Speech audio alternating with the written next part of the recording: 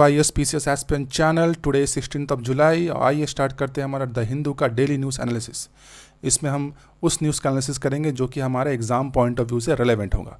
तो ये daily news analysis आपका UPSC, state public service commissions और जितने भी रेलेवेंट एग्जाम्स होंगे उसके लिए बहुत ज़्यादा हेल्पफुल होगा। तो आइए स्टार्ट करते हैं हमारा daily news analysis the Hindu का। तो इसमें जो सबसे पहला हमारा इंपॉर्टेंट न्यूज़ है, IITM ranked countries top higher education institute. ठीक है, तो IIT मद्रास टॉप किया है हमारा हायर एजुकेशन रैंकिंग में। ठीक है, तो ये रैंकिंग कौन करता है? बेसिकली NIRF करता है। NIRF, right, national institutional ranking framework करता है आपका। ये क्या करता है? एजुकेशनल इंस्टीट्यूट हो गए, कॉलेजेस हो गए, है ना, इनको रैंक करता है बेसिकली। ठीक है, तो रैंक करने के बाद उसमें हमारा जो फर्स्ट नंबर पे आया है IIT मद्रास, सेकंड नंबर पे आया है आपका IISc बेंगलुरु और थर्ड नंबर पे आया है IIT बॉम्बे। ठीक है, तो इसको ये जो NIRF है आपका, NIRF, ये आपका 5 पैरामीटर यूज़ करता है। पैरामीटर, ठीक है, किसी भी इंस्टीट्यूट को रैंक करने के लिए 5 पैरामीटर का यूज़ करता है। तो उसका पहला पैरामीटर क्या होगा? पहला पैरामीटर है हमारा teacher learning and resources. Teaching learning and resources, right. Second parameter use होता है इसका प्रोफेशनल रिसर्च एंड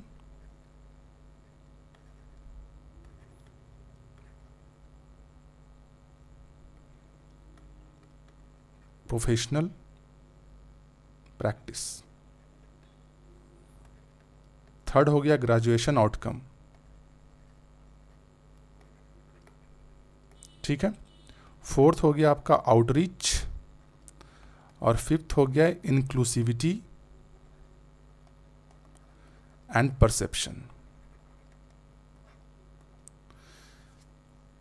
तो ये आपके 5 पैरामीटर है जो NIRF, है ना, यूज़ करता है किसी भी एजुकेशनल इंस्टीट्यूट्स, कॉलेजेस, यूनिवर्सिटीज़ या इंस्टीट्यूशंस को रैंक करने के लिए।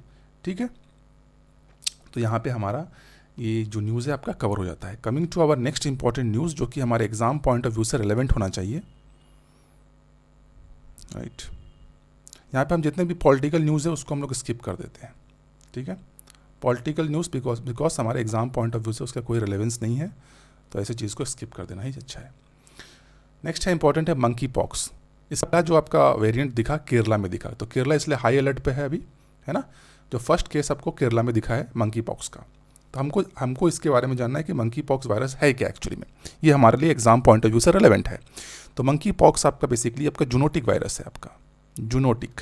ठीक है, जूनोटिक का मतलब होता है आपका कि ये आपको एनिमल से ह्यूमंस में फैलते हैं, राइट। थोड़ा सा इसको ये कर दे रहा हूँ, एनिमल से ह्यूमंस में फैलते हैं आपका जूनोटिक वायरस। ठीक है, तो बेसिकली आपका किस फैमिली से बिलोंग करता है आपका ये जूनोटिक वायरस? तो ये बिलोंग करता है आपका पॉक्स विरिडे फैमिली से। पॉक्स एग्जाम इस तरह से पूछ देता है इसलिए मैं बता रहा हूँ आपको, पॉक्स विरिडे फैमिली से। ठीक है, और इसका जीनस क्या हो गया? किस जीनस का है ये वायरस? किस जीनस का है? तो यह है ऑर्थोपॉक्स वायरस। Orthopox virus. ठीक है, और इसमें और क्या जानने की ज़रूरत है? ये जो आपका मंकी वायरस है ये है आपका, है ना, डबल स्ट्रैंडेड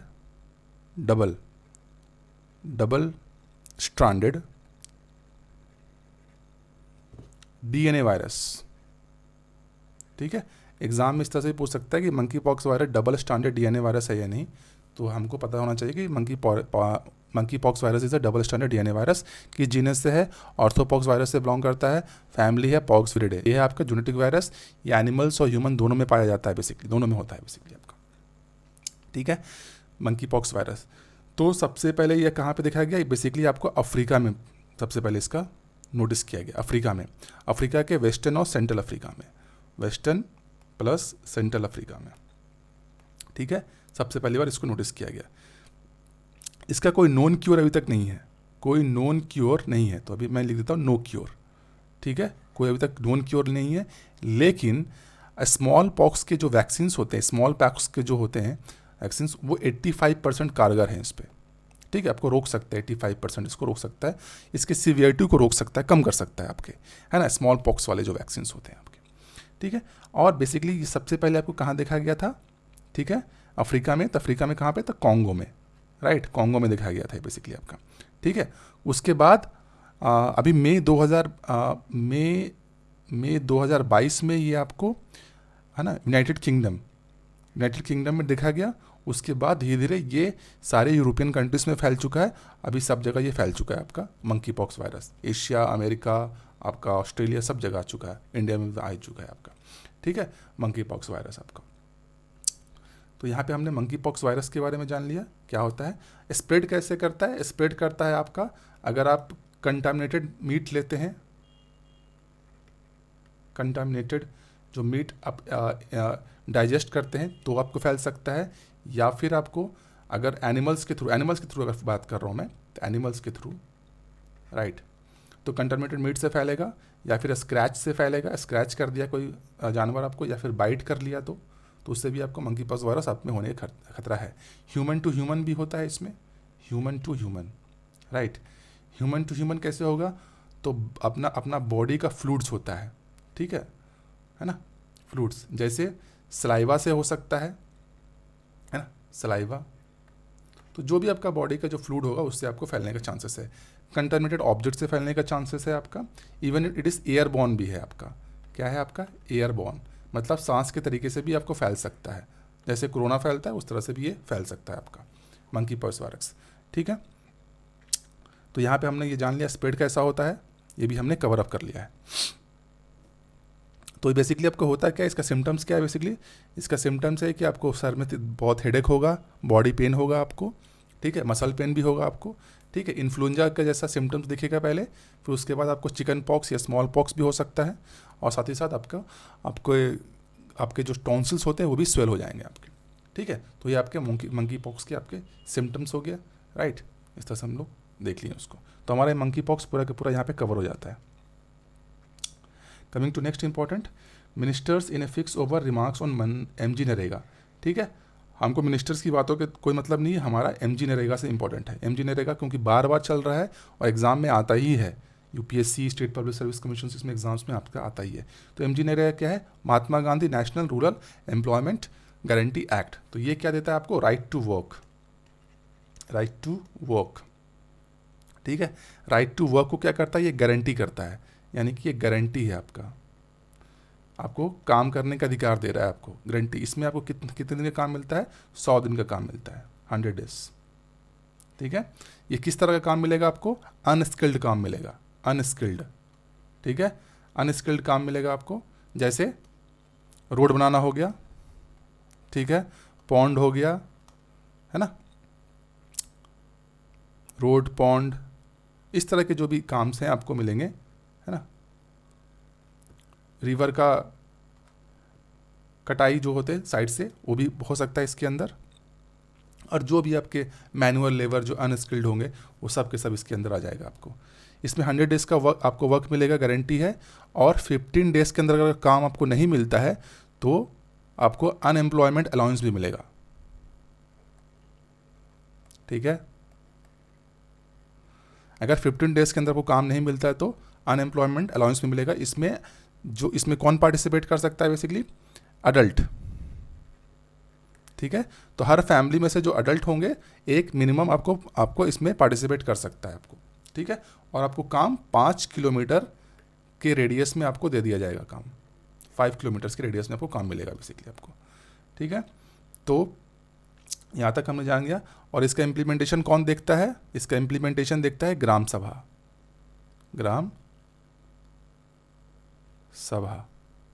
ठीक है,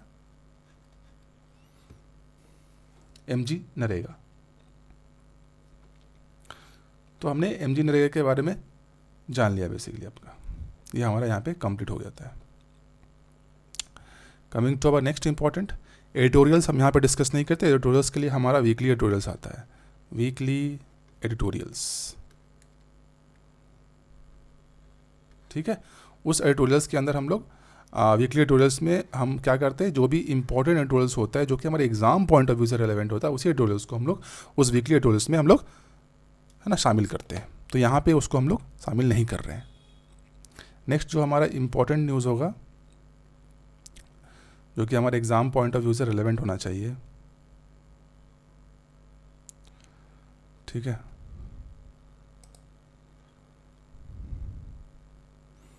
यहाँ पे इम्पॉर्टेंट न्यूज़, जितने भी पॉलिटिकल न्यूज़ है उसको हम लोग स्किप करना है हमको, ठीक है। पॉलिटिकल न्यूज़ एकदम डायरेक्ट स्किप, क्योंकि एग्जाम पॉइंट ऑफ व्यू से हमको सिर्फ वही न्यूज़ देखना है जो कि हमारे सिलेबस से मैच करता हो, और बाकी कोई भी न्यूज़ हमारे लिए इंपॉर्टेंट नहीं है। Iran Belarus to be the newest SCO members, ठीक है। ये इंपॉर्टेंट है क्योंकि इसमें इंटरनेशनल रिलेशनशिप आने वाला है और इंस्टीट्यूशंस आने वाले हैं बेसिकली हमारे। तो SCO है बेसिकली शंघाई कोऑपरेशन ऑर्गेनाइजेशन, तो इसको भी हम लोग को देखना पड़ेगा कि ये क्या है बेसिकली। तो अभी ये बोला जा रहा है कि ईरान और बेलारूस को SCO के अंदर डाला जाएगा, कि नए मेंबर्स होंगे बेसिकली। तो हमारा मेन फोकस क्या होगा बेसिकली, SCO। देखो इससे क्वेश्चन आता है एग्जाम में, राइट। शंघाई कोऑपरेशन ऑर्गेनाइजेशन से क्वेश्चन आता है, तो हमको इसको देखना है, ठीक है। शंघाई कोऑपरेशन ऑर्गेनाइजेशन,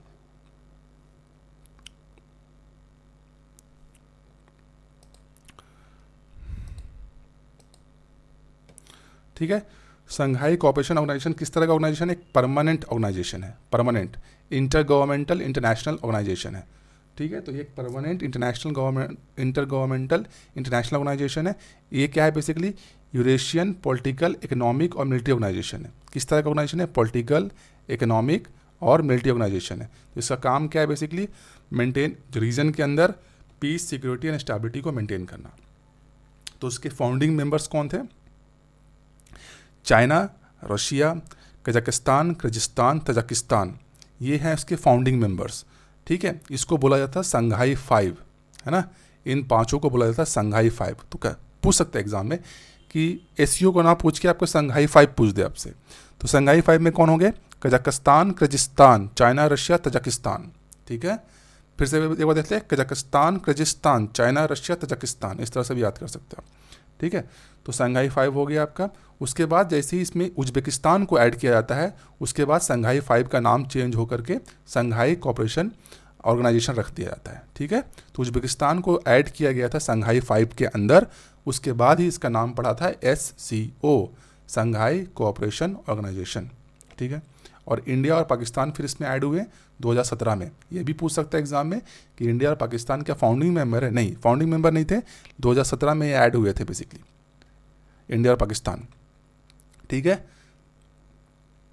तो अभी कौन होस्ट कर रहा है शंघाई का समिट, उज्बेकिस्तान में होने वाला सितंबर को, ठीक है। और नेक्स्ट ईयर में इंडिया में होने वाला है।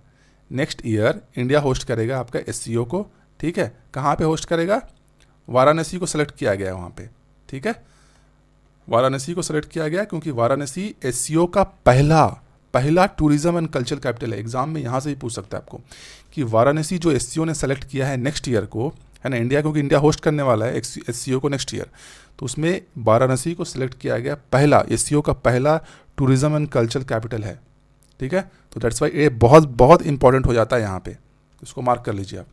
SCO का पहला टूरिज्म एंड कल्चर कैपिटल कौन होने वाला है, वाराणसी। ये देखते हैं इसका ऑब्जेक्टिव्स। इसका ऑब्जेक्टिव क्या है, इसका काम क्या है बेसिकली, ट्रस्ट पैदा करना। ऑब्वियसली सारे देशों जो इसके अंदर मेंबर्स कंट्रीज है उसके अंदर क्या होगा, ट्रस्ट पैदा करने का, ट्रस्ट को और म्यूचुअल स्ट्रेंथ करने का, नेवर लाइनेस करने का, ठीक है ना, जो भी मेंबर स्टेट्स हैं, ठीक है। साथ ही साथ क्या करने का है हमको, इसके अंदर पॉलिटिक्स हो गया, trade, economy, research, technology and culture को प्रमोट करने का है, ठीक है। Education, energy, transport, tourism, environmental protection को एनहांस करना है। साथ ही रीजन के अंदर पीस, सिक्योरिटी एंड स्टेबिलिटी लाना है, ठीक है। रीजन यानी कि इसके अंदर कौन कौन से हैं, रशिया हो गया, चाइना हो गया, कजाकिस्तान, है ना, किर्गिस्तान, कजाकिस्तान, तजाकिस्तान, है ना, उज्बेकिस्तान, इंडिया, पाकिस्तान। तो ऑलरेडी ये बहुत बड़ा है आपका, है ना, अराउंड ये आपके 40% है ग्लोबल पॉपुलेशन का, ठीक है। तो ये इतने बड़े एरिया में के अंदर, इतने बड़े रीजन में पीस लाना, सिक्योरिटी लाना, स्टेबिलिटी लाना, इस SCO की दायित्व है, SCO की जिम्मेदारी है, ठीक है। और साथ ही साथ यहाँ पे इस्टाब्लिश क्या करना है आपको, democratic, fair and rational political economic order, ठीक है। तो एससीओ का स्ट्रेंथ क्या है? बेसिकली 40% है ग्लोबल पॉपुलेशन का एससीओ में, जो कि 20% है आपका ग्लोबल जीडीपी का, है ना, और 22% है पूरे वर्ल्ड लैंड मास का। एससीओ स्ट्रैटेजिकली इंपॉर्टेंट क्यों है? बेसिकली एससीओ आपका स्ट्रैटेजिकली इंपॉर्टेंट है आपका एशिया के अंदर, है ना, एशिया में बेसिकली, क्योंकि इसके अंदर जियोग्राफिकल सिग्निफिकेंस है, क्योंकि इसके अंदर बड़े बड़े चाइना आ रहा है, इंडिया आ रहा है, आपका रशिया आ रहा है, तीनों, है ना, इमर्जिंग कंट्री से, है ना, रशिया तो आपका है ही ऑलरेडी, और चाइना तो ऑलरेडी ग्लोबल लेवल पे है। तो इतने बड़े बड़े जो इमर्जिंग कंट्रीज़ हैं आपके, तो इसलिए इसका जियोग्राफिकल सिग्निफिकेंस बहुत ज़्यादा है एससीओ का, ठीक है। Is enable to control the Central Asia and limit the American influence in the region, ठीक है। तो इसमें क्या करना है? बेसिकली सेंट्रल एशिया का कंट्रोल को एनेबल करना है, और जो अमेरिकन इन्फ्लुएंस होता है एंड वेस्टर्न इन्फ्लुएंस जो होता है एशिया के अंदर, उसको कंट्रोल करना है। तो इसको ऐसा भी देखा जाता है एससीओ को कि ये क्या है? आपका काउंटर वेट है, मतलब ये अगर मैं तराजू ले लूँ इस तरह से, तो इधर आपका नाटो हो गया, ठीक है, तो इधर हो जाएगा आपका एससीओ, है ना। तो इसको बोलते हैं काउंटर वेट, यानी नाटो को काउंटर करने के लिए एससीओ का गठन किया गया इस तरह से, ठीक है। तो इसको एज ए काउंटर वेट की तरह देख सकते हैं हम लोग। तो यहाँ पे हमने एससीओ को पूरा कवर अप कर लिया है। एससीओ के बारे में हम लोग ने जान लिया कि एससीओ क्या होता है बेसिकली। इसमें एक इंपॉर्टेंट चीज़ है रैट्स के बारे में बोला जाता है। एससीओ के अंदर आता है एक रैट्स, रीजनल एंटी टेररिज्म, है ना, squad structure, regional anti terrorism structure. ये बेसिकली आपको क्या करता है कि जो रीजन है, ये जो पूरा एशिया के अंदर जितने भी रीजन, जितने भी इसमें मेंबर कंट्रीज है, राइट, तो उसके अंदर टेररिज्म, सेपरेटिज्म, है ना, इन सबों पे क्या करेगा? प्रिवेंट करेगा, इन सबों पे कंट्रोल करेगा, ठीक है। तो उसके लिए एक रैट्स बनाया गया है। तो यहाँ पे हमारा एससीओ कवर हो जाता है पूरे तरीके से, संघाई कोऑपरेशन ऑर्गेनाइजेशन कवर हो गया है यहाँ पे, ठीक है।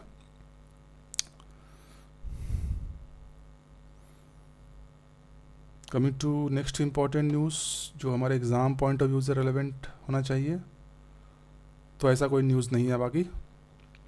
तो यहाँ तक ही था जो कि इंपॉर्टेंट न्यूज़ थे, जो बेसिकली हमारे एग्ज़ाम पॉइंट ऑफ व्यू से रेलेवेंट था, ठीक है। तो जो कि हमने सब कवर कर लिया है। तो अगर वीडियो आपको पसंद आया हो तो उसको लाइक कीजिए, ठीक है, और ज़्यादा से ज़्यादा लोगों के साथ शेयर कीजिए, और आप चैनल पे नए हैं तो सब्सक्राइब कीजिए, ठीक है। मिलते हैं कल नेक्स्ट वीडियो के साथ। आज के लिए बस इतना ही। थैंक यू, धन्यवाद, जय हिंद।